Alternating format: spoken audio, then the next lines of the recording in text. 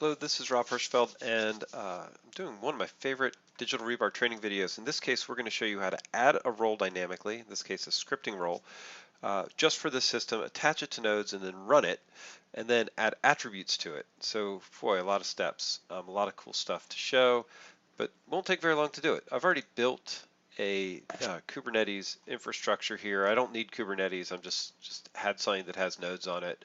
And I've already been practicing a little bit. I'll show you what that looks like for how this goes. What we want to do is we're going to do some advanced function in our workloads area. And this is pretty straightforward. I'm going to just go ahead and click add a workload. And when I do that, it's going to pre-populate information here for me that has all sorts of, just this is basically the simplest workload that you can create. It's a single workload called user workload with some random characters. There's a role. This actually should be user role, not workload. And then from here, I'm just telling it that I want that role to use the script jig, and then in that script jig, we're going to just do a script, bin bash, echo, hello, and then exit. So if I do that, down here, what you'll see is that new user workload is been added down here. I have this new user role. So that's here. And you can actually see this is the code I just put in its source. I can edit it, which I'll do in a little bit, show you how that works. But that's how roles are added in Digital Rebar.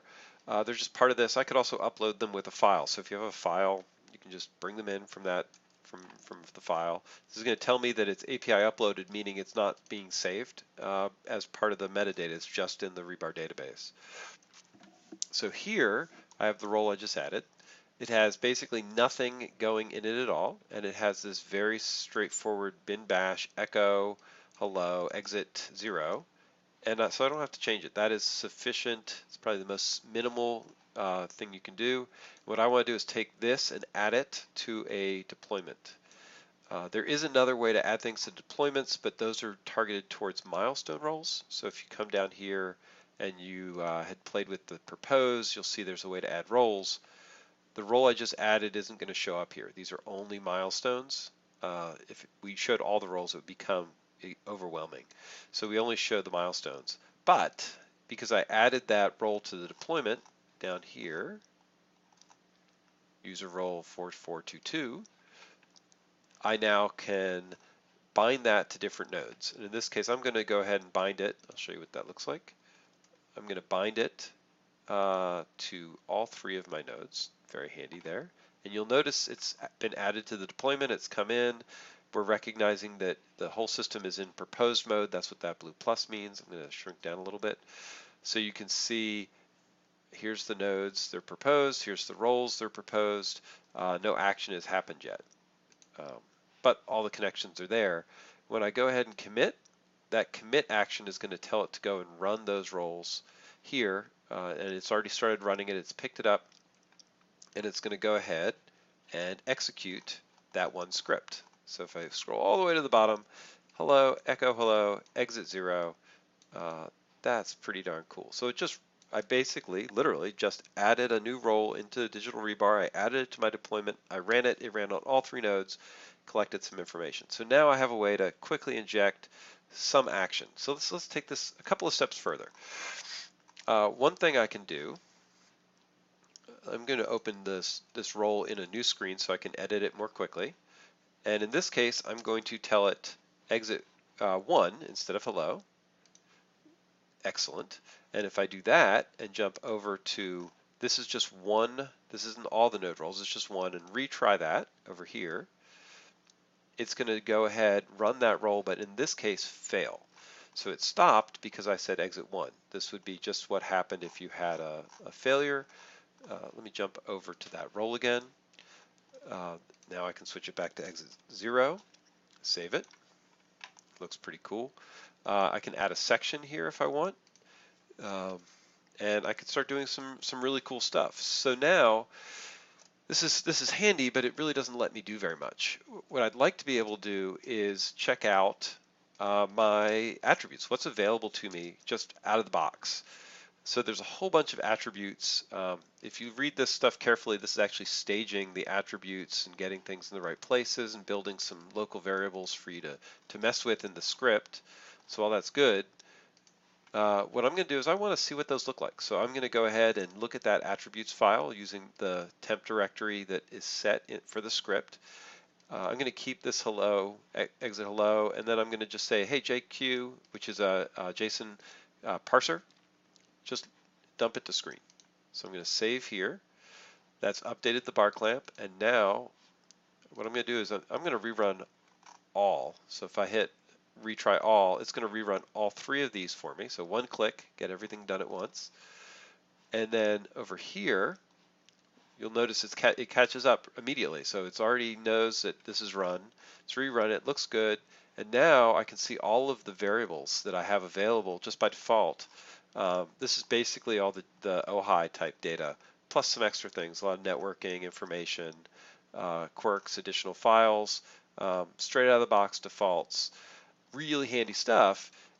And what I want to do is I want to pick something up out of this, something I could use. Let's say the IP address. So what I can do here, I'm pasting it from another screen. But what I've done is I've said let's echo attrib. There's a helper helper routine that we've already added into the system that you can just use. So read attribute, and it's going to go into this JSON blob.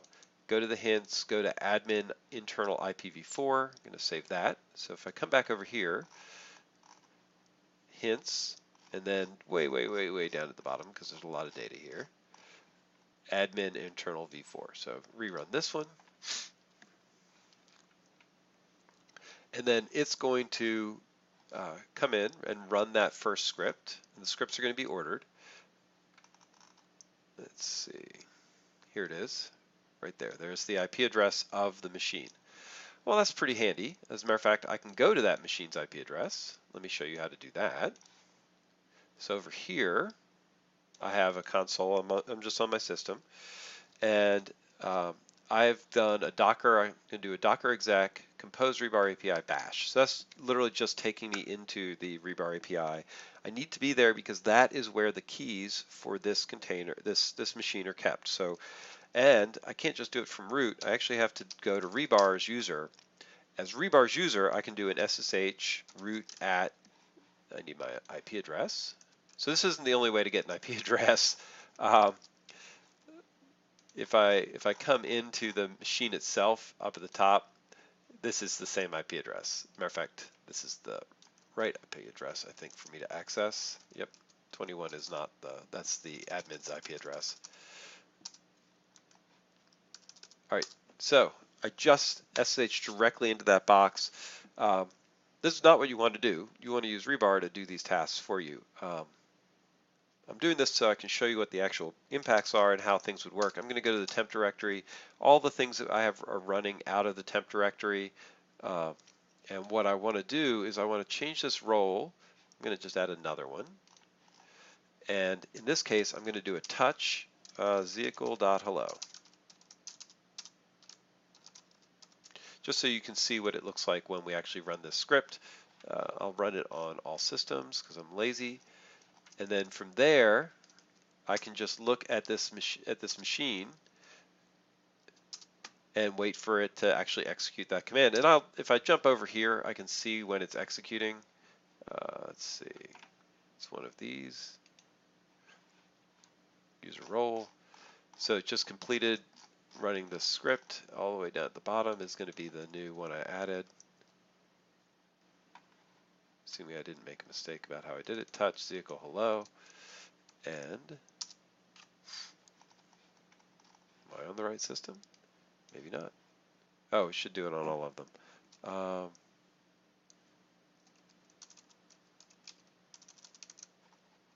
I got to be in the right directory.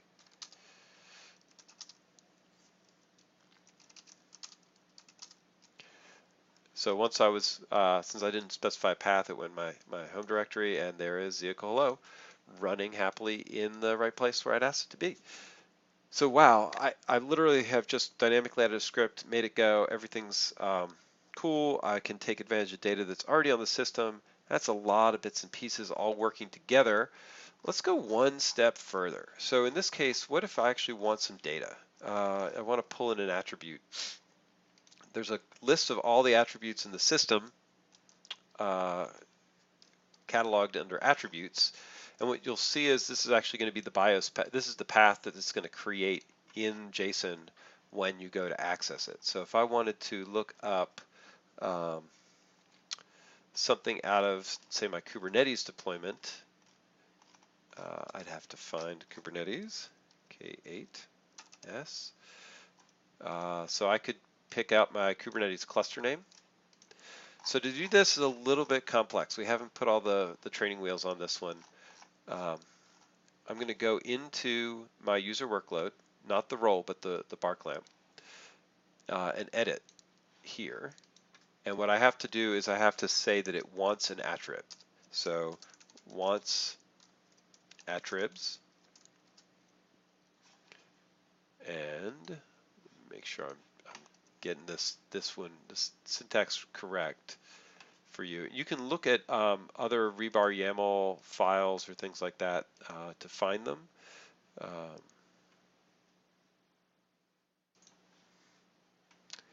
It is wants attribs like that.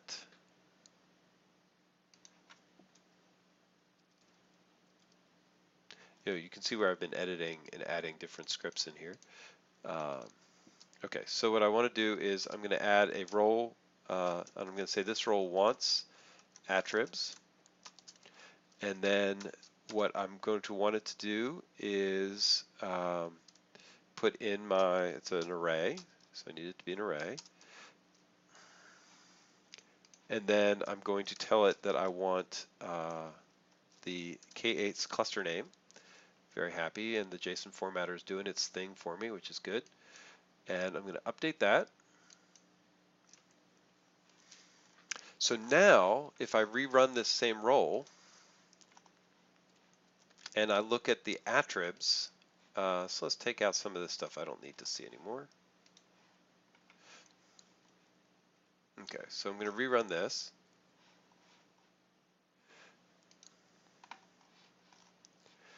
And now when I look at that attrib, oops, this is not where I want it to be, over here. When I rerun this, that JSON output should include my cluster name information in this JSON list. If I did my attribute stuff right. And so from that perspective, all you have to do is be able to come in, add the attributes that you want, and then you can literally just pick them out using that read attrib path that I was showing you. So those things together let you basically build dynamic script attributes, dynamic scripts that you can inject into your environment, run on single nodes, multiple nodes, play with, and then even better, you can then take this once it's working and capture it as a bar clamp. That is a separate lesson. I will be showing you how to actually build a standalone bar clamp that you can then import as a file or automatically bring into the system. These are just temporary sort of iterative development type bar clamps. Hope this was helpful. If you have questions, please reach out to us, and me specifically, using our Gitter channel or just through Twitter or whatever means you need to get a hold of us. We're happy to talk about it. Thanks.